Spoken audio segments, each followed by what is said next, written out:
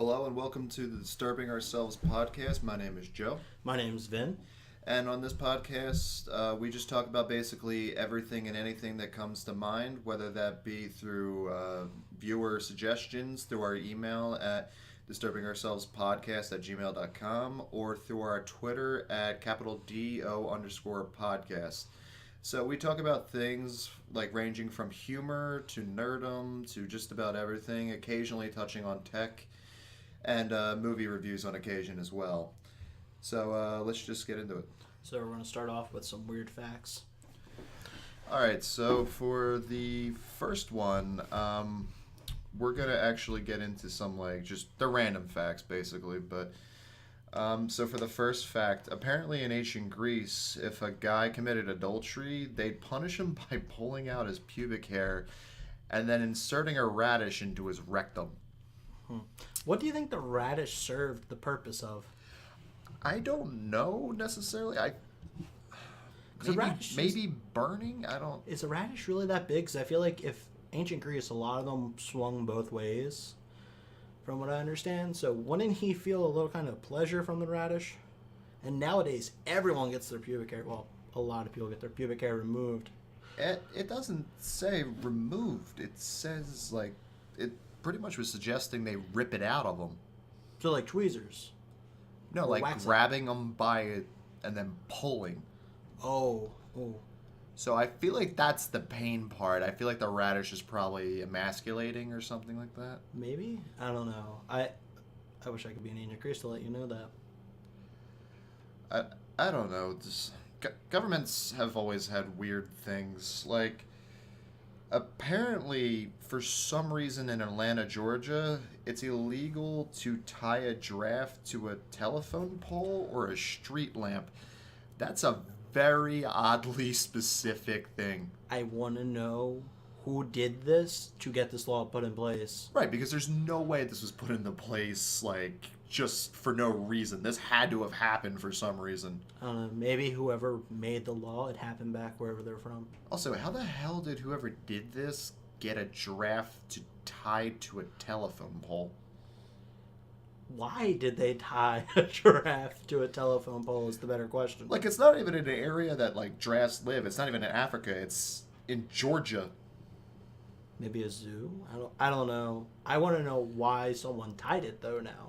It sounds like someone was, like, on something, broke into a zoo, rode a giraffe, and then got bored with it and tied it to a pole. Maybe it tied it to the pole so it wouldn't run away when he went and got coffee. I thought you were going to say maybe it tied itself to a pole. That is one That's a whole nother realm of something. Yeah. Maybe it's like The Hangover. Guy decided he just wanted a giraffe. I don't know, man. This guy seems like he has, like... If this actually happened, this guy seems like he has brain damage or something. Like I said, maybe he looked at it like a bike. He didn't want it to go away. Or be stolen.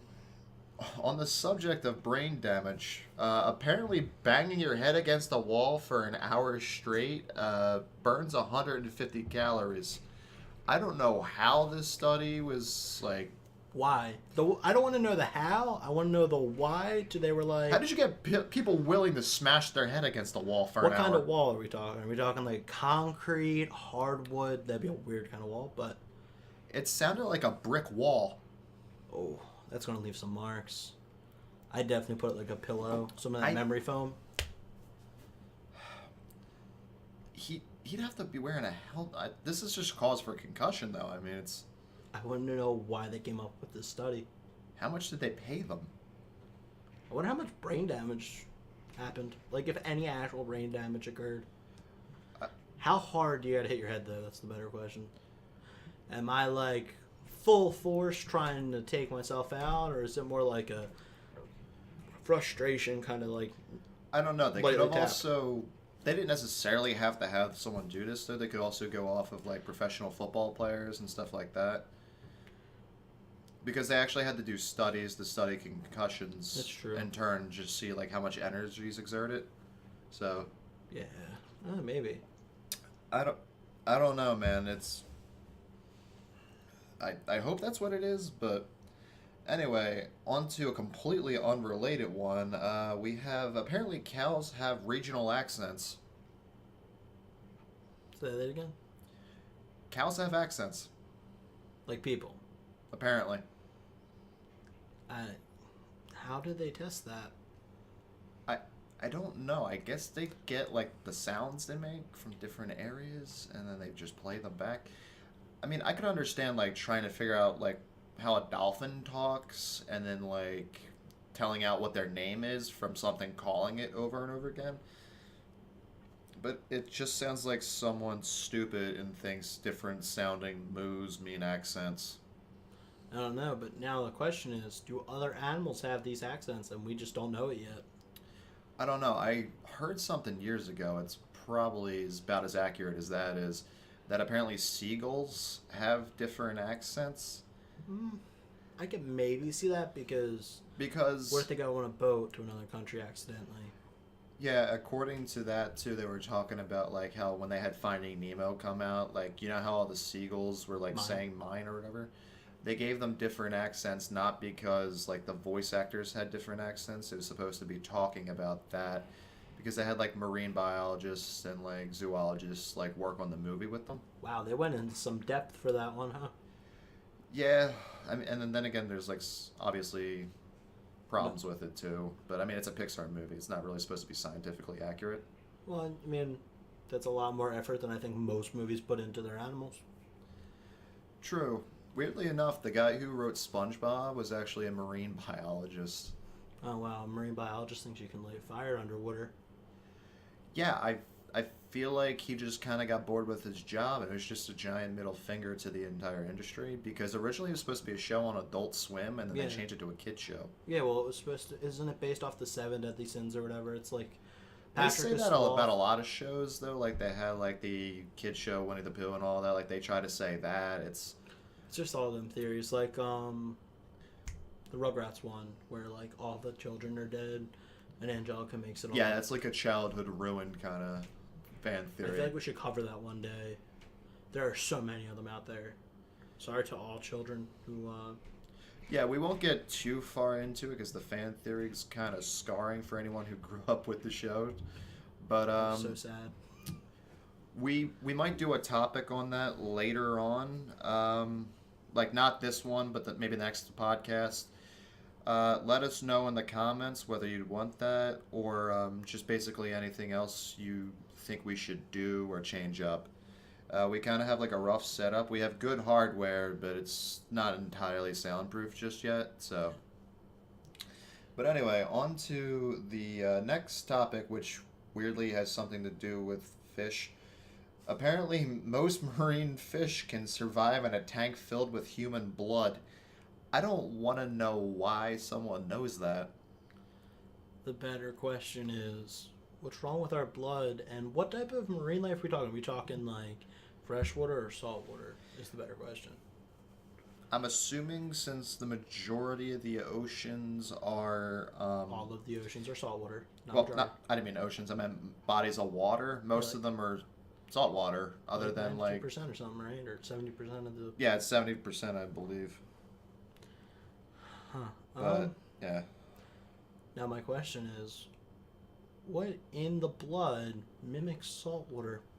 Because I know we have iron yeah. I and mean, oxygen and all. assuming that the blood stayed like fresh and oxygenated, I mean, I guess it could support marine life, but I wonder how long they could last. We will probably address this later on in another podcast because now I'm kind of curious. yeah. But anyway, and then on a really stupid ending note for these topics, apparently back in the 1830s, ketchup was medicine. I don't know what to say to that one because Like I could understand like Cocaine. when they thought like cocaine and all that was like for medical purposes, but ketchup is just like straight up tomato and sugar. and sugar. Yeah, I don't like who the hell decided that. Also, how do you convince someone to drink a bottle of ketchup? How do you know it's a drink and not topical? True, I but think at I'd the be same more time, that's concerned. kind of weird. All What if right. they Anyway. inject it? All right, so we're going to move on from this topic over to another one.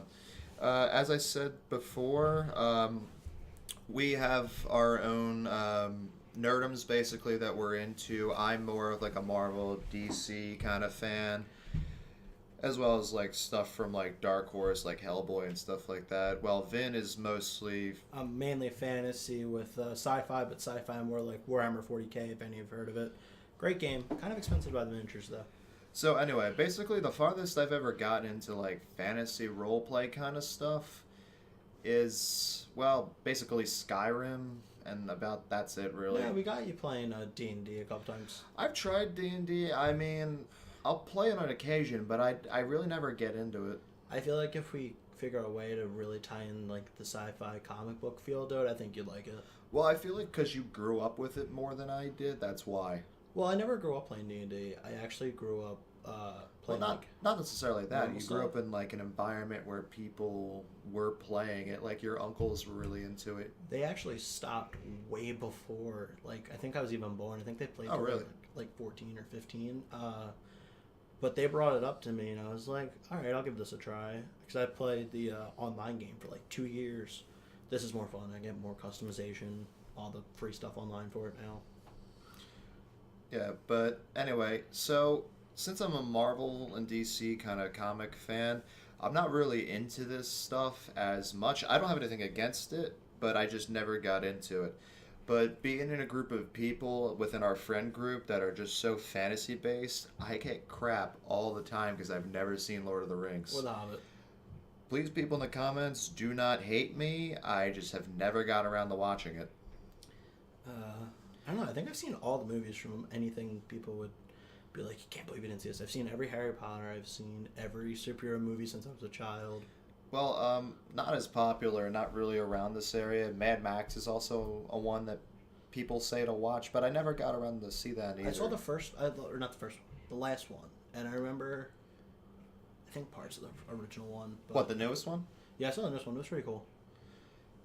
Yeah, I'm not sure, like what the whole story is. It seems like just a dystopian wasteland kind of thing, but that's just one series I also never got into. But back with the Lord of the Rings thing, I'm not really sure why, because I got into Harry Potter pretty easily as a kid. Right, it's weird because that's all fantasy based, but put in a modern era. Yeah, I mean, granted, I only read the first book and watched the movies. Yeah, Again, actually- I know you're not supposed to do that, but I have all the books. I just haven't gotten around to reading them yet. I wasn't a big reader as a kid. I don't know. As like a younger kid, I didn't really have the ambition to read a book that looked like it'd stop a bullet. So, Yeah, I looked at that as a chore, and I just never did it. well, I would like to do it nowadays, but I mean, with college and everything, it's kind of Yeah, that's why I've been reading light novels. They're short, so like I can read through it in like a day or two. true. For all of you guys who are listening and all, we're in our early 20s going to college. I'm currently a digital forensics student, which is why I have, like, I'm more into, like, the tech side of everything besides just comics and everything. Well, Vin over here is a nursing student. Yeah, and that has nothing to do with my fantasy love because nursing is all about modern medicine. They don't use holistic anymore, or well, very rarely. But yeah, I can. But yeah, time and all that, like just getting time to be able to do stuff is just kind of a pain anymore, really. Yeah. Especially taking like the amount of courses we have to take. Like I know for whatchamacallit, next semester I have to take 6 at the same time, and they're mostly night courses, but they're usually really labor intensive, especially with a tech background. Yeah. See, I'm starting clinicals now, so I'm going to be going to the hospitals actually one day a week, and then I have lab the other days. Yeah, but basically what we were thinking of doing was incorporating both of our ideas, basically. Well, not ideas, fandoms, if you will, and introducing different aspects to each other and having that being kind of like a talking point throughout the podcast. So we're going to try to do a challenge of some sorts. So basically for every Lord of the Rings type movie that I watch, Vin over here is going to read something or watch something in relation to my fandom or my interest, including technology, stuff like that, and vice versa. So Mainly read. I've seen, like I said, I think every superhero movie since I've been born. even some of the older ones before me. Because my uncles, weirdly enough, love comics, but I just never read them. But you've seen the movies, though, right? Every single one. All right, so I would say yours are more graphic novel based. I'm not going to torch you with like an issue by issue thing because I know that drives you insane. Well, I could probably do issues now, but start with ones that already have a bunch of issues, so I like the bulk read. So I figured a good book to incorporate this kind of stuff, since you like fantasy and like stuff like werewolves, vampires, stuff like that.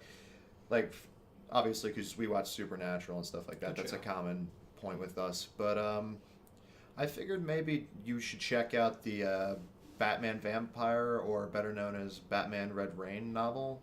All right. It's Good not a show. heavy read, but it is worth a read. So Yeah, I'm going to have you watch the first Lord of the Rings. If anyone wants to comment below or email us any other fantasy-esque movies, I'm not going to force them to watch the Dungeons & Dragons movies because I've heard those were awful.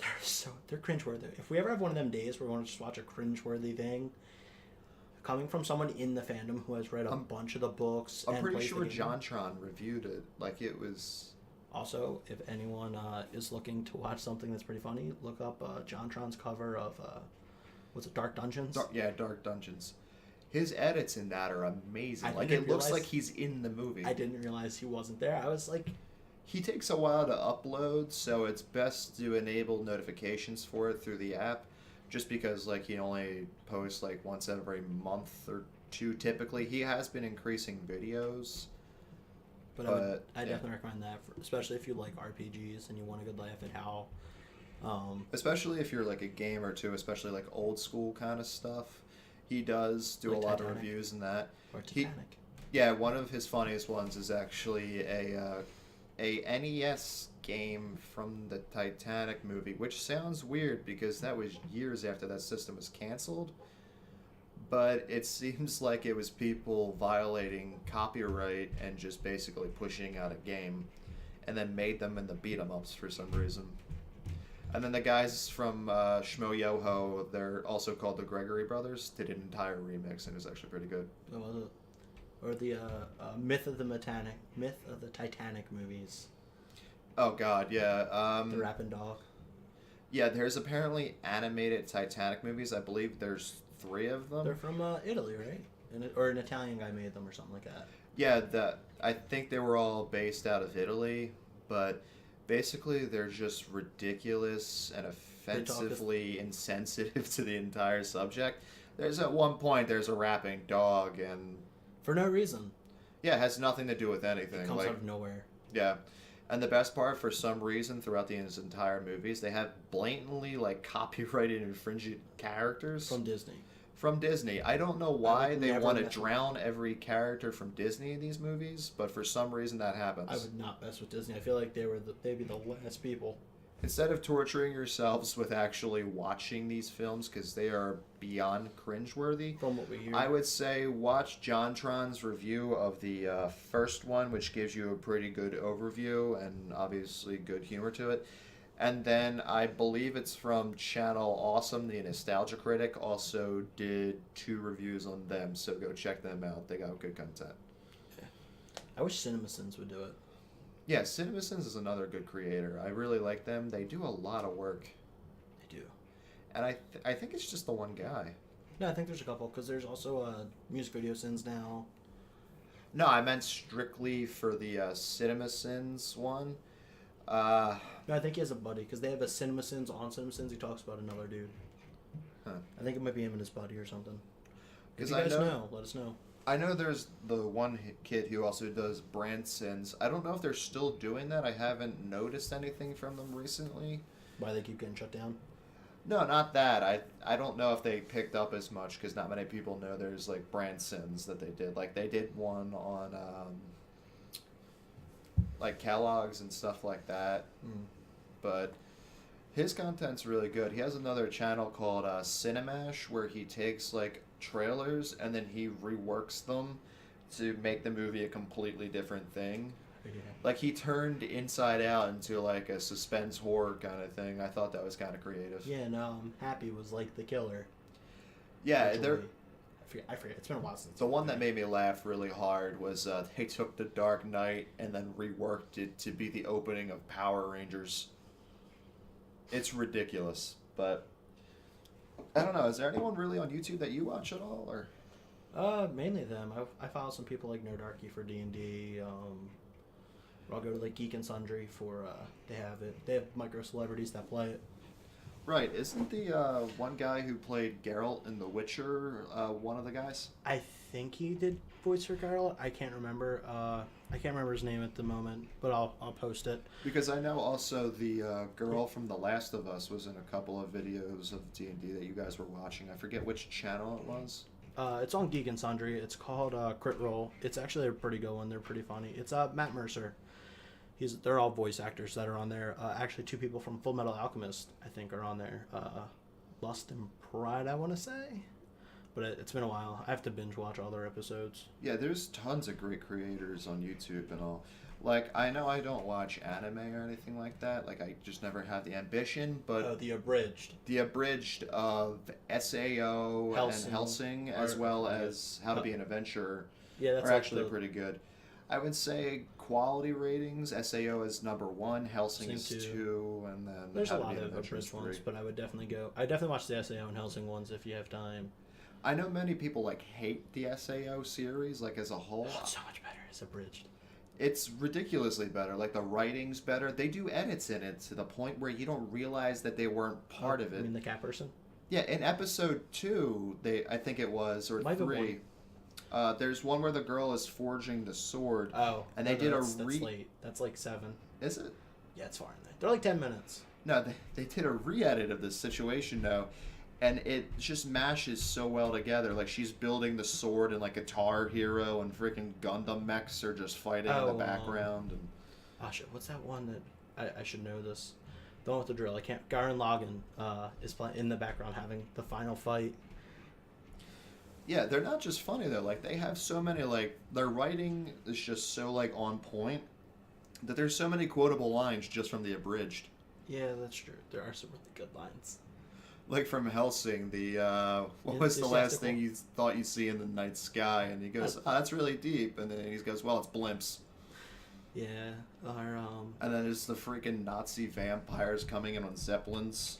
Oh yeah, remember when they're like landmines? Oh yeah, when they're like out and they're just looking at the freaking field and like things are blowing up there. Like there's landmines out there? We walk our dogs out there. Or the one where they had the what were they supposed to be when they're like no one ever does, like when they re-edited it? Shit. Oh, because I know they made a joke about them being like the KKK because the anime Spanish Inquisition, and I forget what they're supposed to be, but they're pretty much supposed to be like these knights of I guess like the Catholic Church or the Christian. It seemed to be like a play on like the Christian like church and everything. They're supposed to be like crusaders. Basically, yeah, but their costumes are like so close to like KKK for some messed up reason. Then they have the one that's they make them Jewish, and they're like, we're just here to kill some Nazis. And then the one's got like a Spanish flag on him, and he goes, "The Spanish Inquisition, we weren't expecting you." And he goes, "No one ever does." But yeah, they're really good. And then I don't know, a YouTube channel I grew up watching, which I got you into recently, was SourceFed. Well, not Source. Well, I did, but originally it was Philip DeFranco. He does some pretty good like news stories and like that. I know you kind of like just binge watch them after a while not watching. His videos are so short that I just wait like every couple months, like a month or so, and then before I go to bed, I just put them all on. Well, I've been subscribed to him since like I want to say 08. Like I was way too young to be watching his show. My habit is to binge watch everything, so I like to have like days of the week where I'm like, all right, I'm just watching this one show. Here's an entire season.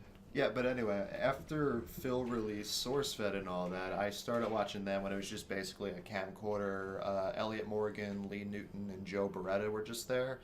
And then I gradually watched it grow over the years, and I got Vin to watch it. And I introduced him to Steve Zaragoza. I believe the way I introduced him to you was the Dave and Ross skit. No. It was the podcast Interrupting Spider-Man. Oh, yeah. This SourceFed also has a podcast. The one Interrupting Spider-Man is hilarious. You guys should check it out as well as all their other content. There are other creators, Brie Essrig, Matt Lieberman, Sam Basher. They're all great. Definitely look at David Ross, though. That is actually a pretty funny one. The third one is just so off in left field. Yeah, the entire series is off, like... I understand the first two. I'm like, this makes sense. The third one, I was like, they kicked it up to an 11. If you want to understand our sense of humor, check out the stuff that Steve's done and, like, he's worked on, especially, like, Dave and Ross or the other skits that he has on Nuclear Family. Benjamin Franklin Time Traveler. Oh, Benjamin Franklin Time Traveler, where they uploaded it at night without alerting him. Yeah, without letting Phil know and Phil him source fed. He was pissed. What are the other good ones? The Christmas ones are pretty funny. Oh, the Santa Steves? Yes. Those are always good. Puppet Steve's kind of funny, but that's only the one video. Yeah, I recommend watching Steve and Joe Beretta's skits first, then watch Puppet Steve. Oh, and whatchamacallit, there's another artist on there. I believe Steve knew him before, like, they actually brought him on. Oh, His name's Mike Falzone. They They're pretty good together. I believe they have a podcast, but I'm not entirely sure. I know they do the SourceFed podcast and all that, obviously, but I don't know. We'll have to go to California one time and see them. Yeah, I would like to go out and see them in, like, stand up or Because something. apparently Like that. they do it at a club, right? They do stand up at a club sometimes. I don't know how regularly, but yeah, I know William Haynes from SourceFed did a stand up special recently, but I think it was a little more tame because it was like an 18 and under show. I don't know. He has a show, People Be Like. I've seen it a few times. It's alright. It's kind of like SourceFed, but not really necessarily. They also have, like, different skits, so it's kind of branching off of that a little. But apparently a lot of his audience is around 18 to, like, I want to say, like, earlier 20s or, like, a little younger too. So I feel like that's why they allowed that, just so he'd get more of a following. Yeah. I know. Well, he's pretty tame when he talks and stuff on the podcast, so I can see why. Well, I don't know, because he also, I saw from, Phil has another channel, I believe it's Philly D. He was doing, like, videos on, like, just behind the scenes stuff, and they were talking about how the original hosts, Elliot and Lee, were actually helping him write it. He apparently wrote his entire stand-up special. I mean, I know it was with collaboration, but it was only within, like, one day. That's not bad. He apparently did really well. I don't know. I feel like all of them kind of have, like, a similar sense of humor, though, and that's kind of why it works. Yeah, it's true. They all do seem to mesh very well. Yeah, but I would like to see Steve, like, in stand-up. The only problem I would think would be, not us, like, because we get the sense of humor, but his sense of humor is, like, very warped and can be very offensive.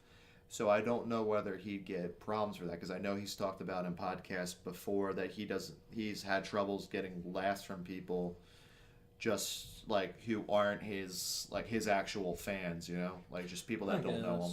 I definitely feel like when you first introduced me, I didn't like him that, like, right away. It definitely took me, like, 15 minutes into that podcast to be like, all right, you're right. This is our sense of humor.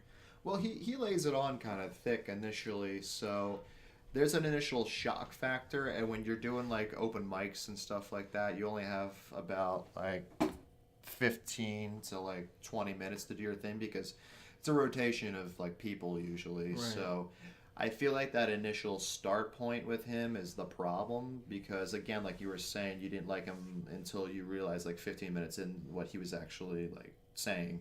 Yeah, it was pretty funny. It was all about the Tendo, actually. Oh yeah, it was complete nonsense. And the knock jokes, and we confused our friends for like a month making those jokes, and we didn't tell them about the podcast. So we knew the jokes, and we were cracking up as they thought this was complete improv. Well, I mean, it was improv. We never planned it.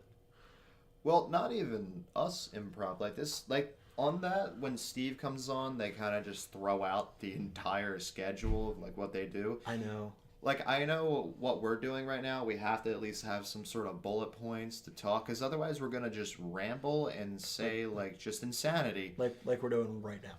We completely went off what we said we were going to talk about. Well, I figured since we're uploading YouTube, it's relevant. Yeah, it's true. I guess start off with... And plus, we're talking about fandoms, too, and they do branch out. That's true. Because I don't, watch that much, cable TV or whatever. I have, all the streaming services and, YouTube.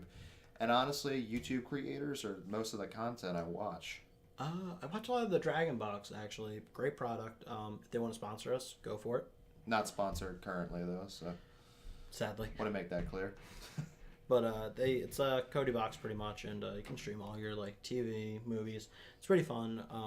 They're about 300 or something, right? Yeah, they're about 300 if you buy them from a store. If you buy them from a seller, sometimes you can get a deal. Basically, they're a modified Android TV box. They actually have some pretty decent specs on them.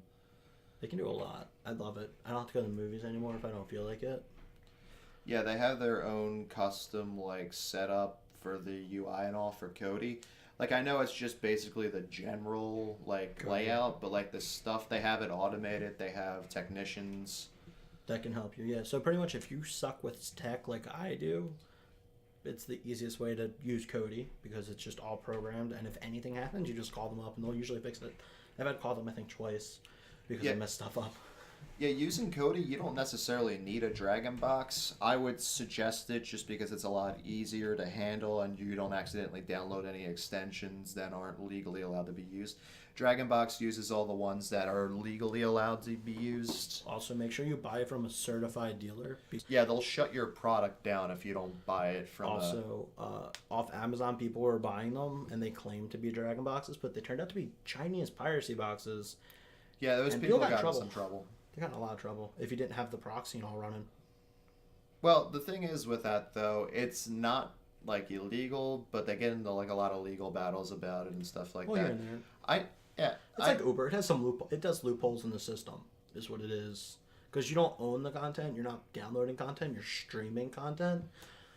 So for now, it's legal. Yeah, but these devices are on the up and up. They're, sold at Sears. It's not really... Yeah, I know. As soon as I heard it was sold at Sears, I'm fine. They're not going to sell something illegal at Sears. Yeah. We say that now. No, but you can also take Kodi and put it on Windows and Android. Since Kodi can run on basically anything, they just took Except Macs. Yeah, Mac. I'm pretty sure Mac doesn't work. Mac's kind of restrictive with what they have, though. Yeah, that's true. That's why I moved back to PC. I want to have third-party software. Macs are great for editing and stuff like that, but I mean, as an Android user, I prefer it. I don't have anything against Mac, but I'm just more used to it. I've actually just got rid of all my Apple products because my phone. I upgraded my phone. My computer crashed, so I got a new computer. So I got rid of my Mac because I'm not paying $3,500 for a MacBook Pro. Well, I get a computer for half that price. That does more. Well, there was no really point in if you wanted something that could pump out more power and wanted to switch, since the thing basically blue screened on you. I mean, it was just kind of. It was a paperweight at that point. Its logic board failed. Yeah. Which I'm still not sure how that happened. It just turned off, turned back on, and said logic board failure. Yeah, that can happen. I mean, I don't. How old was the computer though? I think 4 or 5 years, honestly. Yeah, that's. I mean, after 2 years, you generally should replace your PC. Really? 2 to 3, yeah.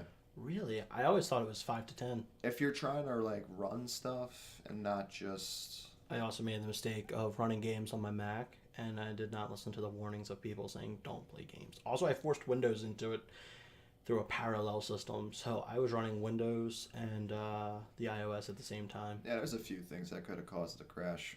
But anyway, if you guys don't feel like shelling out the money for a Dragon Box or whatever, you can apply these to PC and Android devices.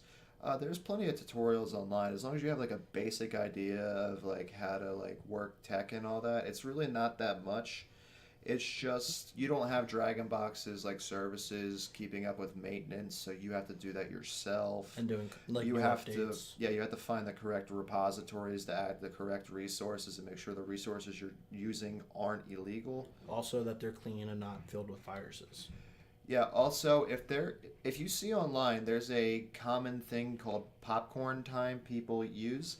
I'm not abdicating piracy in any way. Being a digital forensics major, I'm actually very much against it.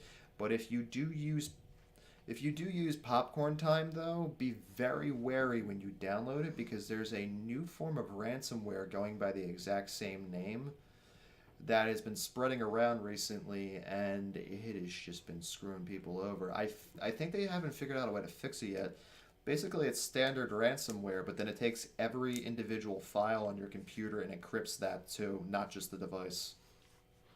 Alright, so when I want to download things like normal, I'll just come to you if I'm not downloading it from Steam or something I know that's safe. Yeah, personally, I would avoid Popcorn Time just obviously for the legal reasons because I believe they do it through torrent instead of just standard streaming. But yeah, basically, I would say just. I mean, honestly, if you have the money, just chill out for a Dragon Box. But if you have a basic understanding of how to do things, I would say try it. Maybe try it on an Android device first and not your PC, just so you can get a feel for it. Because I know there's some troubles with that. Because doing it on PC, like if you have something like Norton antivirus and stuff like that, it'll typically try to boot the extensions on you, and you have to go into the advanced settings, and it's a giant headache. I actually had to do that for one of my games. Norton would not recognize it. I had to go in and allow it to run. Yeah, I like Norton, but their base settings are for people who don't really download much, and it's just like for like regular users. Right. So like I know from like I use Game Jolt and Steam a lot. They never gave me a problem with Steam, but with Game Jolt, for some reason, some of the files, because they were executable files, they were confusing them as a actual virus or some sort of like hidden executable. Yeah, that's what happened actually with DDO, Dungeons & Dragons Online for Turbine. Same thing. I had to go in and like allow. Yeah, it would rip the .exe file out of it, right? I had to allow that file to run. It would actually cancel out all the files. Yeah, you can actually go into the advanced settings though and disable that. It's just a quick Google search. I don't want to get too much into it. I also found out that there are 2 other people that use Norton that use the same thing because apparently when it blocks something, it tells you how many users use that file. So, I never noticed that. Yeah, it actually came up in like big letters because I kept allowing it. It's like, listen, only 2 people use this. Yeah, there's programs where you can like segregate a file if you just want to test and see if it has a virus on it. There's plenty of open source tools you can do, and it'll basically compare it throughout different antiviruses using like the code of it, or if you know a little about computers, the hash value of it. It'll just automatically search it through their like resources and tell you whether or not it's going to come up positive. Typically take the majority, sometimes like on 1 or 2 of them out of like 50 there's a false positive. But yeah, typically the only time I would really worry about it like a .exe file is if it's like somewhere it really doesn't belong, or it's not like a program you're trying to run. Like if you have a PDF that's labeled pdf.exe, it's typically a virus. Oh, really?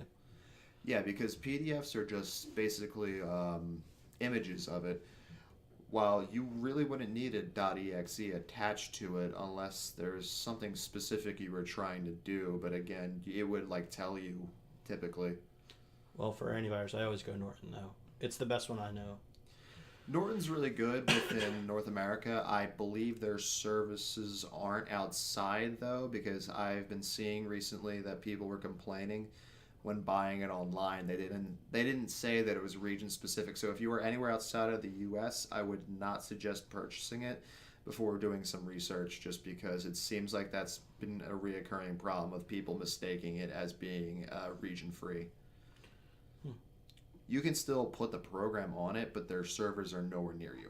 Right. But yeah, basically, going back to Cody and movie streaming and stuff like that, we're going to try to do movie reviews typically through theater. I feel like you get a best kind of view of it. Like, yeah. Obviously get a better quality review to it. I'm thinking maybe we could make a segment in the next or second to next podcast that we do reviewing. I know through the Lord of the Rings, we're going to do like a quickie update on that, like just basically saying that and going over the things you've done and all that. Yeah, well, it'll probably be like a whole half hour, honestly. But Probably I'm a big one after you finish all three movies and you're like feeling of the whole trilogy. yeah, I have a feeling I'm gonna like it. It's a very popular movie. It's very pretty, actually. I know you say that to me when you want me to play a game because you know it'll get me to play it. Like Thumper, you're like, it's a pretty game that's mixed with, what's his name? Lovecraft. Yeah, there's a game. It's an indie game. It's about $20 typically. It's available on PlayStation 4 and PC. It's called Thumper. It's like a rhythm game. The closest thing I could think to it is saying if H.P. Lovecraft, the guy who made Cthulhu, basically made a rhythm game. I don't know how else to describe it. It's a simple game to play, like control wise, but man, it gets fucking fast. Yeah, basically you're a silver scarab racing across like different tracks and stuff like that, and it's war drum almost, the rhythm. Yeah, and then when you hit a different obstacles, it adds to the beat. So the faster you go and the more correct, the better it sounds. It gets harder throughout. They add more obstacles. The closest game I could compare it to is Geometry Wars, but it's not. Yeah, I can't think of similar in tone. There was a PS2 game that was sort of like that, but it was the inspiration for Guitar Hero, I believe. I forget what it's called. I never really played rhythm games until now. Like, I never played Guitar Hero really until you brought it over my house. So, again, I've been a first-person shooter, RPG kind of guy for my whole life. I'm not really that big of a Guitar Hero guy. Like, I like the games, but I'd have to be, like, with a group of people to play it. Like, I wouldn't just... I've actually noticed I have no interest playing games by myself anymore. My favorite part about playing games is the jargon and banter going on when you're in a party of people that you're good friends with.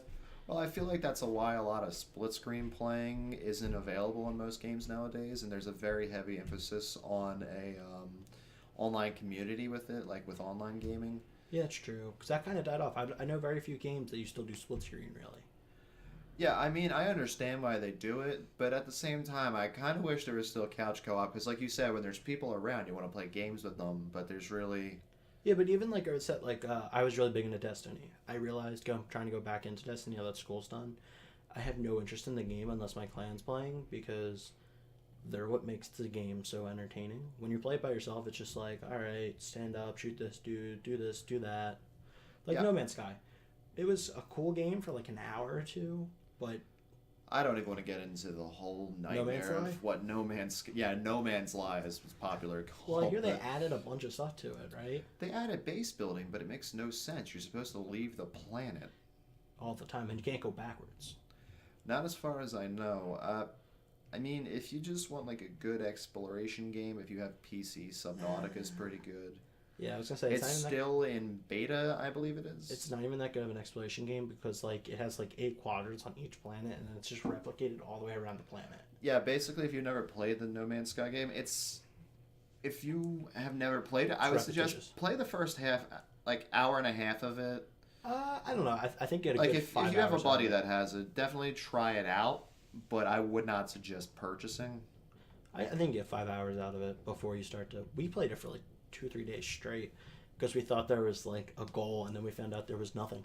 Well, there was a lot of emphasis. Like they were talking about like the fact that there was supposed to be like an online community you can join, like bandits or like a police force. Which there's remnants of that, which is basically Space PETA, the robots.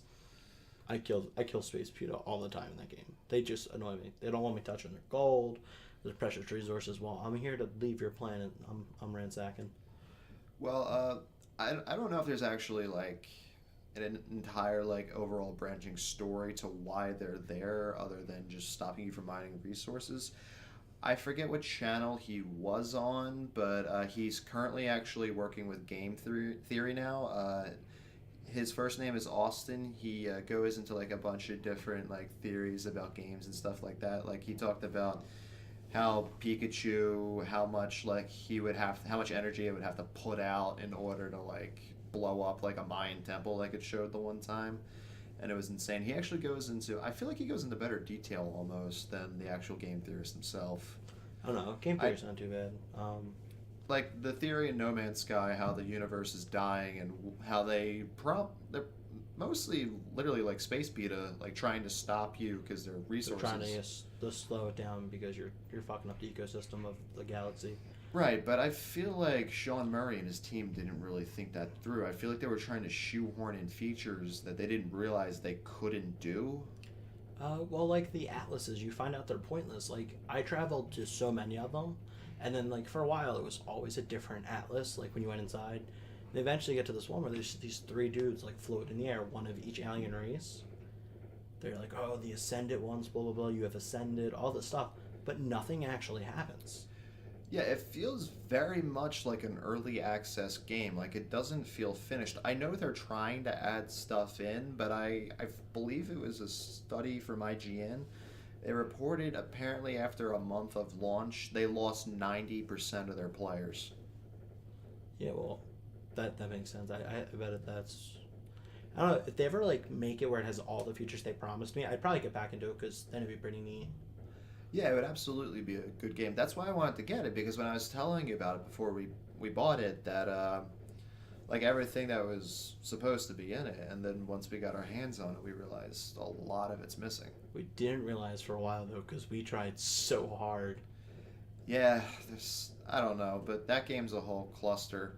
Again, if you want to check it out, if your buddy has it or like you can rent it, I'd say play it for a couple hours. It's really not worth much more time than that. Another game to check out, Pony Island.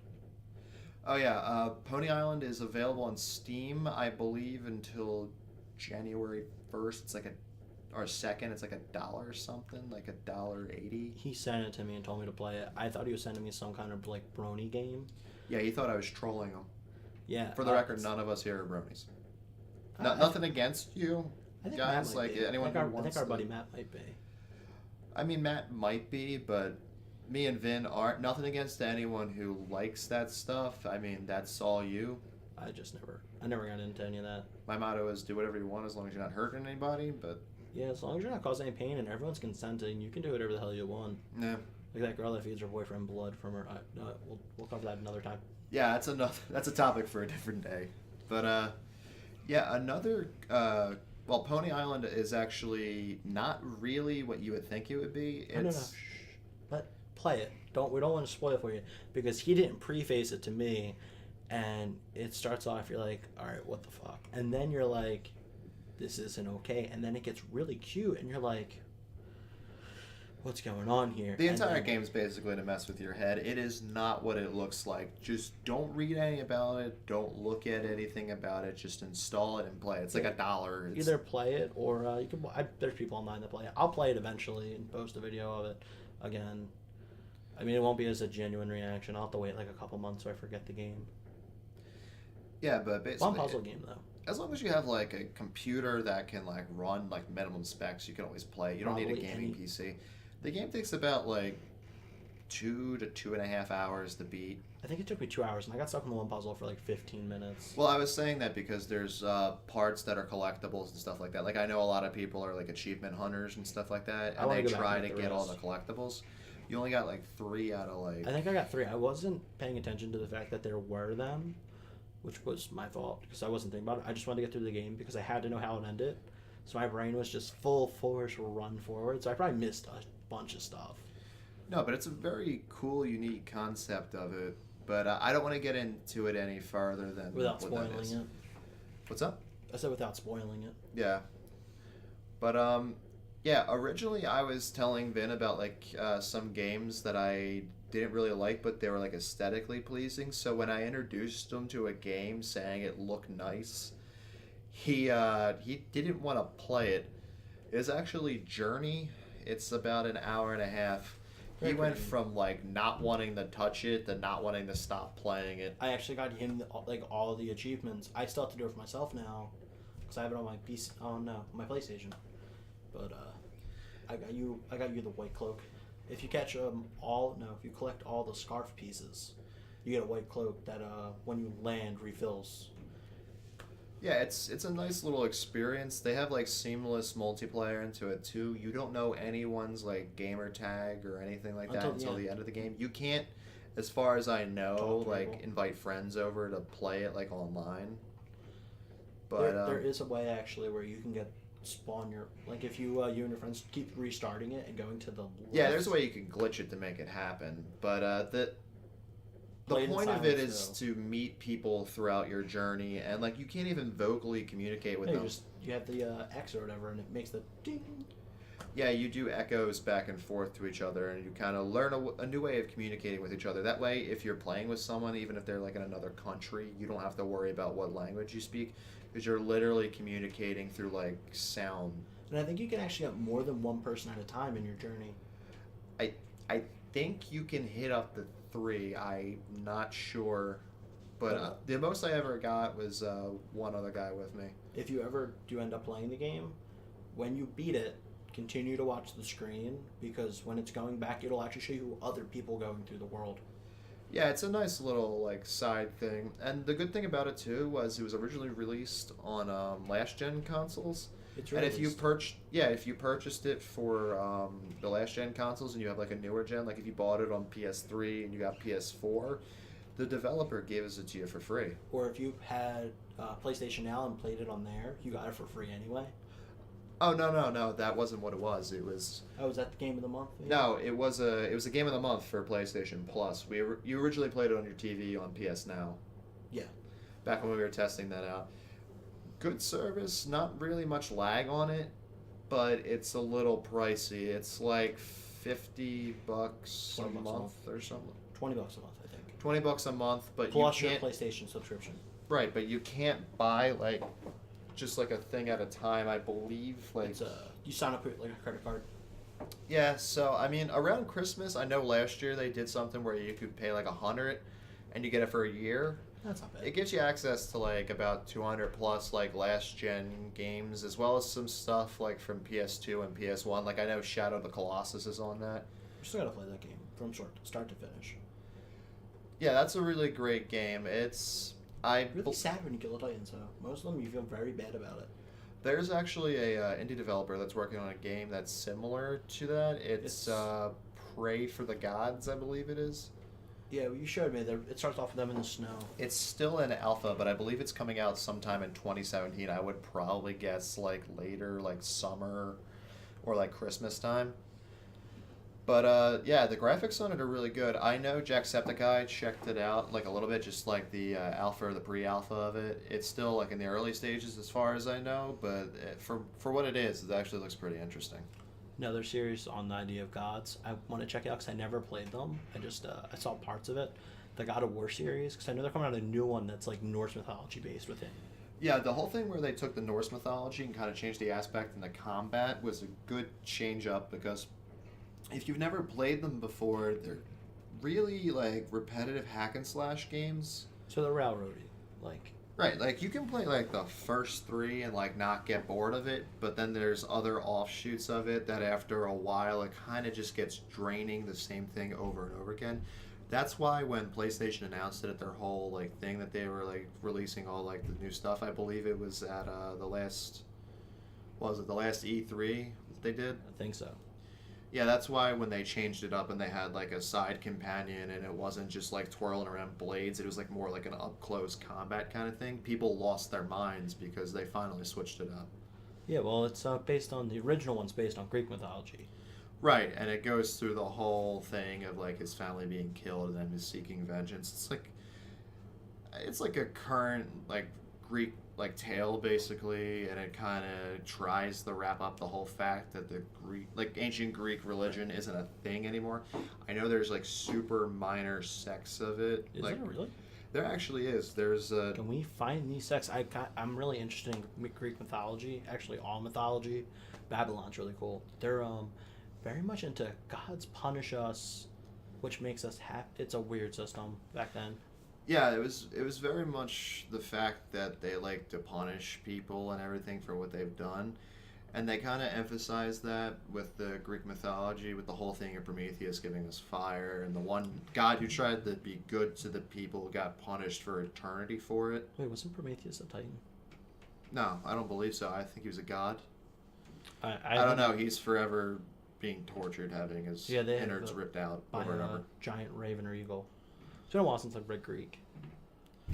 Yeah, but I believe they recently remastered the God of War series too for PS4, so it's worth a look. God of War 3 is very, very detailed and just very nice to look at. I mean, very gory too, but like it works.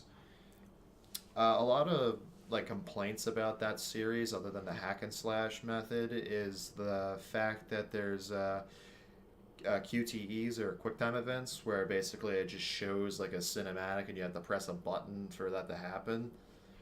I know that became popular with the game from Sega Dreamcast, I want to say, Shimue or Shenmue, something like that. Very revolutionary for their time, and like I heard a stat about that game that they put so much like effort into it, they didn't care about making a profit because the only way they were going to make a profit is if everyone who owned the system at the time bought the game twice. Wow.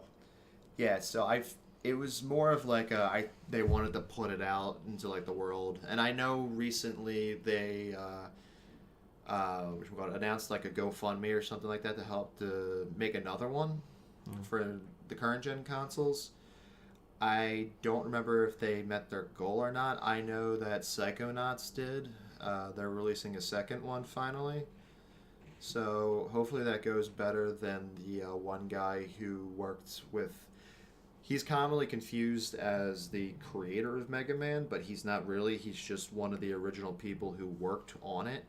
He made Mighty Number 9, and that was just an entire cluster of awful people. Bashed it relentlessly. It was not well received at all. I have no idea about that one.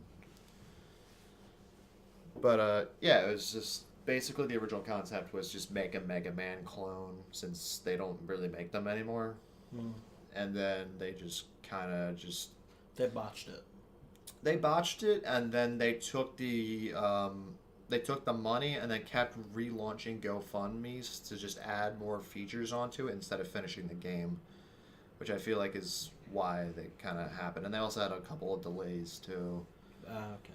They just kind of had a problem from the very beginning with it, honestly. I just hope they like take like Psychonauts and stuff like that and they do a good job with that. But yeah, I mean, with the spiritual successor for Shadow of the Colossus, Prayer to the Gods, it's not any original developers, but the graphics are very nice. I forget what the game is. There is a game like it's cyborg dinosaurs and stuff like that, and it's like... It's for PlayStation exclusively. I forget what the name of it is, but the graphics are very similar to that. I with like a snow kind of look to it. Talking about the one where it's like the person and it shows them like hunting down. I want to say it's called Ark, but I might be wrong. I don't know. Let us know in the comments. Yeah. But anyway, if you guys have anything you want to suggest for a topic again, you could always contact us at the email. Hit us up on Twitter. We're eventually going to create our own Twitters and personal emails if you want to contact us that way directly. But we still have the main email, which is disturbingourselvespodcast@gmail.com. And then at Twitter, it's _, and then podcast all in lowercase. But yeah, suggest topics, any suggestions like for improvement. We're open to creative criticism. Like it's not... If you want us to start putting out videos for anything else, like gameplay videos or... Yeah, we're going to try to work on gameplay videos and possibly gradually move the movie reviews out of the audio podcast and maybe just do something like that. Just... Yeah, like a weekly thing. Have a couple like weekly things. But for now, we're starting off with like a weekly podcast. We're gonna try during the holiday breaks in order to just optimize for time. We'll try to upload every Tuesday. It was this Thursday this time because we've been having some issues with our mics. We both have the Blue Yeti Blackout editions. Again, not sponsors, but we've been having some issues with them because we have two of them, but it hasn't been allowing to use both at the same time. We think it's because it's confusing the serial number on the device. Not sure why. It's apparently a common problem. If any of you guys have had this happen or have an issue with this like us and you know the solution, please hit us up at the email. We'd really appreciate it. But Vin, you have any closing comments or? No, nothing really. You kind of said everything. Just let us know though if there's anything you guys want us to do. We probably will shoot a couple podcasts this break now just to have backup ones in case our schedules conflict though. That might be a good idea. Yeah, so typically with our uploads, though, they'll usually hit SoundCloud first, obviously, because that's just a quick MP3 upload, and it's just like a one-and-done kind of situation. But with YouTube, you have to convert it to like a video file and then like put the JPEG over it. It's a pain, but we'll let you guys know of any updates with the podcast or any potential new segments or videos. For the videos, we will definitely upload it to the main channel. We may just make secondary ones later down the line, but that's not until way down the line. So I feel like we'll just use the podcast channel and then branch it out from there. You know, like slash. Right. Make like playlists. Right. But anyway, thank you all for listening. Appreciate any topic suggestions, feedbacks, etc. from you guys. And yeah, thanks for joining us. I'm Joe. I'm Ben. And this has been the Disturbing Ourselves podcast.